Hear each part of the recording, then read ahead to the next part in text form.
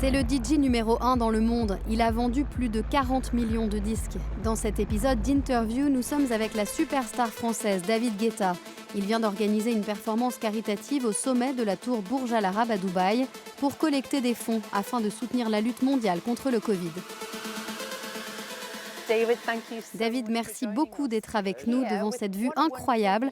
Racontez-moi la genèse de ce projet. Eh bien, ce projet s'appelle United at Home. J'ai commencé à Miami, puis à New York et à Paris devant le musée du Louvre, et maintenant devant cette vue incroyable dans cet endroit extraordinaire. L'idée est de récolter des fonds pour les personnes qui souffrent à cause du Covid, mais aussi de m'amuser et de divertir les gens. Parce que, ne l'oublions pas, les gens ont toujours besoin d'être divertis. Et c'est pour cette raison, je crois que le succès est au rendez-vous. À quel point est-ce important de garder vivante l'industrie du spectacle? Vous devez inventer, j'imagine, de nouvelles façons de travailler? Oui, absolument.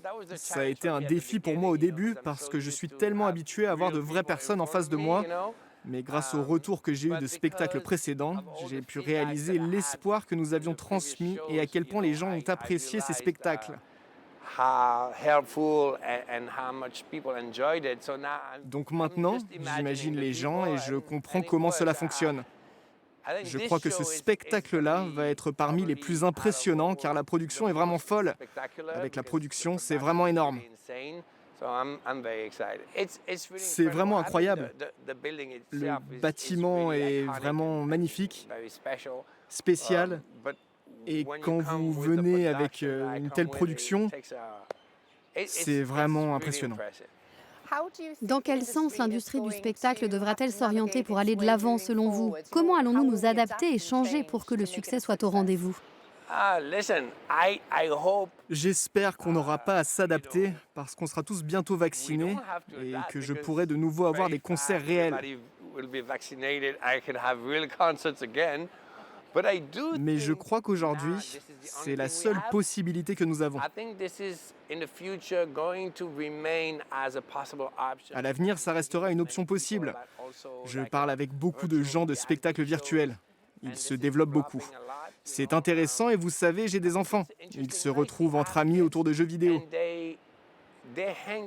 Ils jouent aux jeux vidéo avec leurs casques et parlent à leurs amis. Cela m'a beaucoup fait réfléchir sur les générations à venir.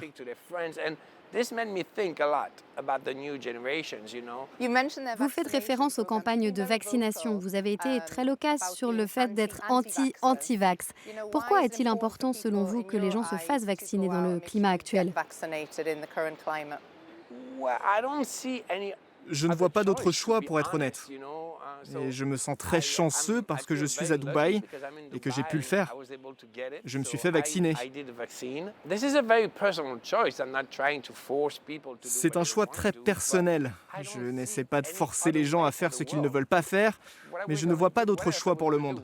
Qu'allons-nous faire? Que pouvons-nous faire d'autre?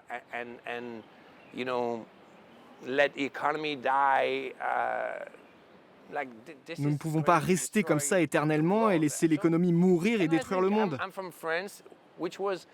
Et je suis français, un pays de révolution, l'un des pays avec le plus de résistance. Et je vois que les chiffres changent et que de plus en plus de gens veulent se faire vacciner, ce qui est une bonne chose selon moi. Vous avez enregistré Let's Love avec Sia pendant le confinement. Comment était-ce de créer de la musique pendant cette période et en quoi le confinement vous a-t-il affecté? Comme pour tout un chacun, évidemment, ce n'était pas une bonne chose. Mais en même temps, j'essaye de tirer le meilleur de chaque situation. Et je dois dire que d'un point de vue créatif, ce fut très bien. Et c'est toujours très bien parce que je passe plus de temps chez moi et moins dans les avions. Et cela me permet d'avoir plus de temps pour faire de la musique. Vous êtes né à Paris, mais vous êtes chez vous à Dubaï depuis quelque temps. Cet endroit est très spécial pour vous. Pourquoi aimez-vous tant Dubaï? Honnêtement, en ce moment, c'est sûrement le meilleur endroit au monde et c'est toujours vivant. C'est l'endroit le plus sûr que je n'ai jamais vu. C'est chouette, et au sujet du Covid, ils ont bien réagi, donc j'espère que les choses vont rester ainsi à l'avenir.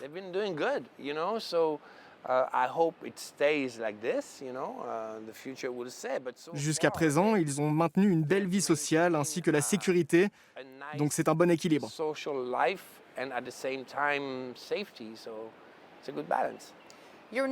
Vous êtes connu dans le monde entier comme le grand-père de la musique électronique. Vous êtes moins que le grand-père. Je déteste ça, parce que quelqu'un a parlé de moi comme le dieu de la dance, et je ne sais pas comment ça s'est transformé en grand-père.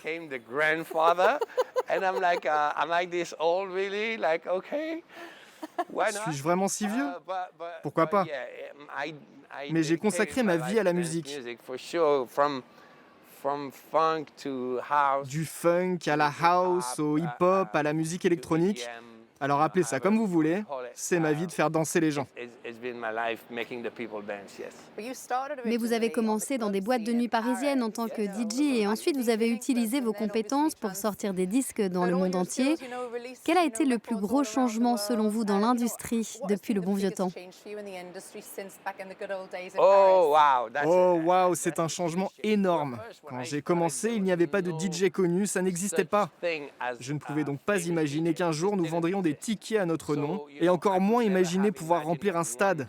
C'était impossible à imaginer.